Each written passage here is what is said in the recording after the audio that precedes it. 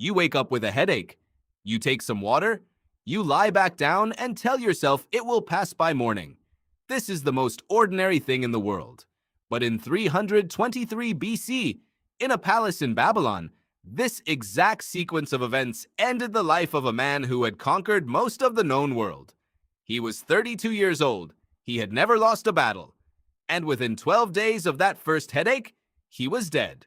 The real answer for why is far stranger than anything you learned in school. You probably know the name, Alexander the Great, tutored by Aristotle, king of Macedon before he was 20, conqueror of Persia, Egypt, and parts of India. A man so certain of his own destiny that he claimed descent from Zeus himself. He built an empire that stretched over 2 million square miles. And then, in the middle of planning his next invasion, he simply stopped existing. No wound, no battlefield, just a fever that would not break. Here is where it gets strange. The ancient sources do not agree on what happened. Some say poison, some say disease. Some say his own body, pushed past every human limit for 2 decades of non-stop warfare, finally gave out. For over 2,000 years, historians have argued, and only recently has modern medicine offered a theory that fits almost every detail of his final days. Let's go back to the beginning of the end. By 323 BC, Alexander had been fighting, marching, and drinking his way across 3 continents for 11 straight years. His soldiers were exhausted, his body had been stabbed, shot with an arrow through the chest, and struck in the head with a rock. He had survived all of it. He seemed to the people around him almost impossible to kill. In late May of that year, he attended a large banquet in Babylon. This was normal. Alexander was known for his feasts, which sometimes lasted through the entire night. Wine flowed freely. According to several ancient accounts, he drank an enormous bowl of unmixed wine in honor of Hercules, another figure he believed himself descended from. That night, he developed a fever. At first, nobody worried. A fever after a night of heavy drinking was hardly unusual. He rested, but the fever did not go away. Day by day, it got worse. He grew too weak to walk, then too weak to speak. His soldiers, thousands of them, lined up to file past his bed one final time, and by most accounts, he could no longer respond. Some say he raised a hand. Some say he said nothing at all. 12 days after that first fever, Alexander the Great was dead. Almost immediately, people began to whisper the word poison. It made a certain kind of sense. He had made enemies everywhere. Persian nobles whose empire he had crushed, Macedonian generals who resented his growing obsession with foreign customs, even members of his own inner circle who worried about what would happen to their power once he inevitably died in battle somewhere far from home. Ancient writers pointed fingers at Antipater, one of his most trusted generals, who had been recalled to Babylon under suspicious circumstances and who had every reason to fear Alexander's temper. The rumor even had a delivery method. Some ancient sources claimed the poison was carried in the hoof of a mule because it was supposedly so corrosive that no other container could hold it without dissolving. This detail alone tells you something important.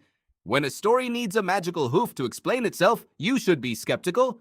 Modern toxicologists have gone through this theory and largely dismissed it.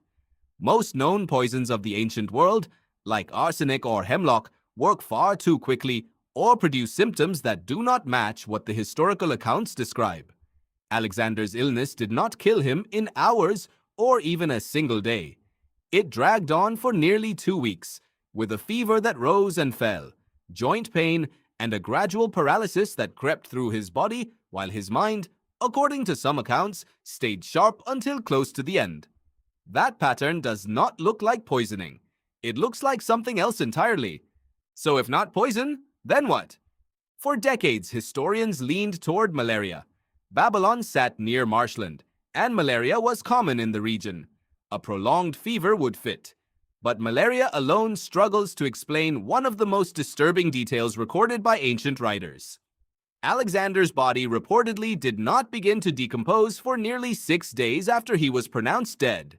His attendants, according to the historian who recorded it, initially refused to believe he was actually gone because his body looked so unnaturally preserved. This is the detail that changed everything.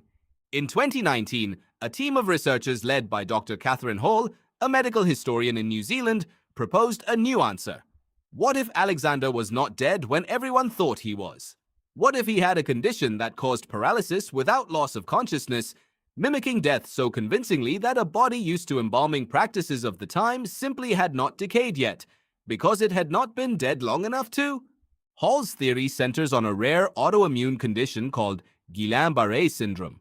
This disorder, often triggered by a bacterial infection, causes the body's own immune system to attack its nerves. It produces exactly the symptoms described in the ancient accounts: fever, abdominal pain, a creeping paralysis that spreads from the limbs inward, sometimes leaving the mind completely intact while the body becomes unable to move or respond. In severe cases, breathing itself becomes so shallow that a person can appear, to onlookers with no modern medical equipment, to already be dead. If Hall is right, Alexander the Great may have been paralyzed, aware, and unable to communicate for days before anyone realized he was still alive, and by the time his body actually did die, in the truest sense, everyone around him already believed the moment had passed. Nobody was checking for a pulse. Nobody had reason to. He looked gone, so as far as history was concerned, he was gone. Sit with that for a moment. One of the most powerful men who ever lived, possibly still present behind his own eyes, while an empire prepared to fracture without him. Think about what that would actually feel like. Trapped inside a body that no longer answers you, hearing the voices of generals arguing over who inherits your throne while you lie there, unable to lift a finger to stop them. It sounds like the plot of a nightmare, not the ending of history's most famous conqueror. And yet, the medical evidence keeps circling back to this same unsettling possibility. Ancient physicians had no concept of an immune system. They had no way to measure nerve function or test for antibodies. When a body stopped responding to command, the only explanation available to them was death itself.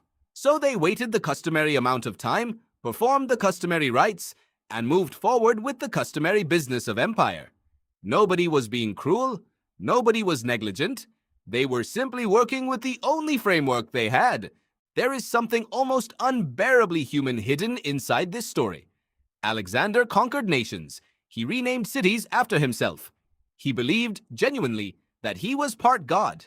And in the end, his body may have betrayed him in the same slow, confusing, terrifying way it betrays ordinary people every single day. A minor infection, an immune system that turns against its own nerves, a fever that will not quit. These are not the tools of legend. These are the tools of biology, the same biology running inside you right now. Why does this matter to you, thousands of years later, sitting wherever you are sitting? Because it strips away the myth and leaves something more honest underneath. History remembers Alexander as untouchable, a man who bent the ancient world to his will through sheer force of ambition. But his death reminds you that no amount of power rewrites the rules of the human body. Your immune system, the same system that might have quietly ended an empire, is running in the background of your life at this exact moment, deciding what to fight and what to ignore, mostly without your awareness. There is also a quieter lesson buried in how his death was handled. Nobody around Alexander had the tools to understand what was actually happening to him. They saw a fever. They saw paralysis. They assumed the worst, because the worst was the only explanation they had access to. It took roughly 2,300 years and a modern understanding of autoimmune disease to even propose a better answer, and even that answer remains a theory, not a certainty. That gap between what people believe and what is actually happening inside a body is not unique to ancient Babylon. It happens today, quietly, more often than you might think. Illnesses get misread. Symptoms get dismissed. The line between what looks like the end and what is actually still unfolding underneath the surface is thinner than most people assume. Alexander the Great set out to conquer the known world, and by every historical measure, he succeeded beyond what anyone before him had managed. But his own body turned out to be the one territory he could never fully command. In the final accounting, it was not a rival general or an enemy blade that ended him. It may have been something far smaller. An infection. A misfiring immune response. The kind of ordinary biological event that, on any other day, in any other body, would have simply been called a bad flu. You wake up with a headache. You take some water. You tell yourself it will pass by morning. Most of the time, it does. But somewhere in Babylon, over 2,000 years ago, it didn't. And the empire that fell apart afterward was reshaped forever by something as small and as human as a fever that refused to break.